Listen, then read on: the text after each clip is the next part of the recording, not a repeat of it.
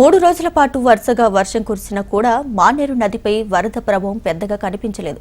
ఉమ్మడి కరీంనగర్ జిల్లాలోని lower Maneru, mid Maneru ప్రాజెక్టులు ఇంకా డెడ్ స్టోరేజ్లోనే కనిపిస్తున్నాయి.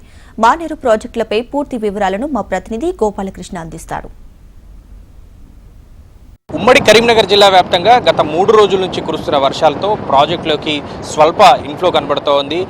లోయర్ మానేరు అలాగే మిడ్ మానేరు మానేరు నదిపై ఉన్నటువంటి ఈ రెండు ప్రాజెక్టుల్లోకి కొద్దిగా మాత్రమే ఇన్ఫ్లో కనబడుతోంది. స్థానికంగా ఉన్నటువంటి క్యాచ్మెంట్ ఏరియా అలాగే లోయర్ మానేరు అలాగే మిడ్ మానేరులకు వచ్చేటువంటి వాగులు వంకల ద్వారా కేవలం 953 క్యూసెక్ల ఇన్ఫ్లో మాత్రమే లోయర్ మానేరుకు చేరుతోంది. అటు మిడ్ మానేరు కూడా ఇదే పరిస్థితి కనబడుతోంది. మిడ్ మానేరు పైన కురుస్తున్నటువంటి వర్షాలు అంటే అప్పర్ మానేరుకి మిడ్ మానేరుకి మధ్యలో ఉన్నటువంటి క్యాచ్మెంట్ ఏరియా నుంచి మాత్రమే కేవలం 700 క్యూసెక్స్ల ఇన్ఫ్లో చేరుతోంది. గత సంవత్సరం చూస్తే ఈ సంవత్సరానికి గత సంవత్సరానికి భారీగా వ్యత్యాసం ఉందని చెప్పుకోవచ్చు.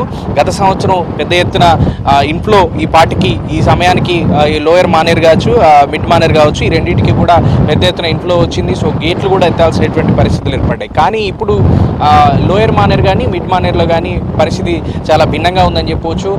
ప్రస్తుతం లోయర్ మానేరు చూద్దాం. లోయర్ మానేరులో 24 టీఎంసీల కెపాసిటీ, 24 టీఎంసీ కెపాసిటీలో ప్రస్తుతానికి 5 టీఎంసీలు మాత్రమే నీటి నిల్వ ఉంది. ప్రస్తుతం ఈ క్యాచ్మెంట్ ఏరియాల నుంచి వస్తున్నటువంటి మానేరు క్యాచ్మెంట్ ఏరియా నుంచి వస్తున్నటువంటి 957 క్యూసెక్స్ల ఇన్ఫ్లో మాత్రమే లోయర్ మానేరుకు ఉంది.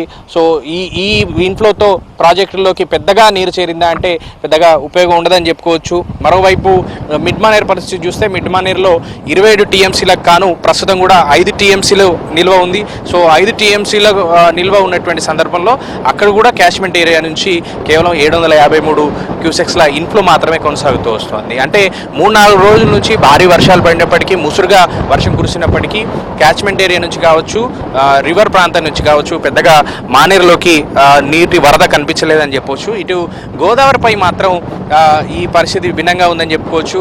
ఇటు కడెం ప్రాజెక్టు ఎగువల నుంచి వస్తున్నటువంటి వరదలతో కడెం ప్రాజెక్టు గేట్లు ఎత్తారు. ఈ నేపథ్యంలో కడెం ప్రాజెక్టు ఇస్తున్నటువంటి నీళ్ల ద్వారా ధర్మపురిలో గోదావరి ప్రవాహం కనబడుతోంది. ధర్మపురి నుంచి రాయపట్నం కావచ్చు ఎల్లంపల్లి ప్రాజెక్టు వరకు కూడా గోదావరి ప్రవాహం ఉధృతంగా కనబడుతోంది. ఈ నేపథ్యంలో గోదావరి ప్రవాహం ఉన్నటువంటి నేపథ్యంలో ఎల్లంపల్లి ప్రాజెక్టులు గేట్లు ఎత్తి దిగువకు నీళ్లు వదులుతున్నారు. దీంతో పార్వతీ బ్యారేజు పైన ఉన్నటువంటి సరస్వతి బ్యారేజు కాళేశ్వరం మేడిగడ్డ వైపు నీళ్లు పరవలు దొక్కుతున్నాయని చెప్పుకోవచ్చు. ఇప్పటికే కొంత రిపేర్లు ఉన్నటువంటి నేపథ్యంలో పార్వతీ కానీ ఇటు అన్నారం బ్యారేజ్ సంబంధించినటువంటి గేట్లు ఎత్తే ఉంచారు. సో గోదావరి మొత్తం కూడా మేడిగడ్డ వైపు పరవలు దొక్కుతున్నటువంటి పరిస్థితులు కనబడుతున్నాయి. గత 3 రోజుల నుంచి ఉమ్మడి కరీంనగర్ జిల్లా వ్యాప్తంగా ఏకదాటిగా వర్షాలు కురిశాయి. 3 రోజుల నుంచి కూడా ముసురుగా కురిసినప్పటికీ మానేరులో రెండు భాగాలుగా చేసుకుంటే ఇటు ఎగువ మానేరు నుంచి లోయర్ మానేరు వరకు పరిస్థితి చూస్తే పెద్దగా వరదలైతే మానేరుకు రాలేదని చెప్పుకోవచ్చు. ఇటు రెండవ భాగంగా అంటే దిగువ మానేరు నుంచి అటు అడవి సోమన్పల్లి వరకు చూసుకుంటే అక్కడ మాత్రం గత నెల రోజులుగా మానేరులో కనబడుతోంది వరద. కాళేశ్వరం వైపు వెళ్ళేటువంటి వరద అక్కడ గోదావరిలో అడవి సోమన్పల్లి సమీపంలో గోదావరిలో మానేరు నది కలుస్తుంది. ఆ ప్రాంతంలో మాత్రం 10,000 క్యూసెక్స్ల అవుట్లో గోదావరిలోకి వెళ్తోంది. సో పెద్ద ఎత్తున వరద ప్రవాహం మానేరులో అక్కడ మాత్రం కనబడుతోంది. సో ఉమ్మడి కరీంనగర్ జిల్లాలో మానేరు నదిపై ఉన్నటువంటి కీలకమైన ప్రాజెక్టులు ఉన్న ప్రాంతం లోయర్ మానేరు కావచ్చు మిడ్ మానేరు కావచ్చు ఇందులో పెద్దగా ప్రవాహం కనిపించకపోయినప్పటికీ కాళేశ్వరం వైపు కనబడుతున్నటువంటి మానేరు ప్రాంతంలో మాత్రం ఎక్కువగా వరద ప్రభావం కనబడుతోంది. ఆ నీళ్లు కూడా గోదావరి వరద ప్రవాహానికి తోడవుతున్నాయని చెప్పొచ్చు. కెమెరామెన్ రవితో Gopalakrishna, HM TV, lower Maneru నుంచి.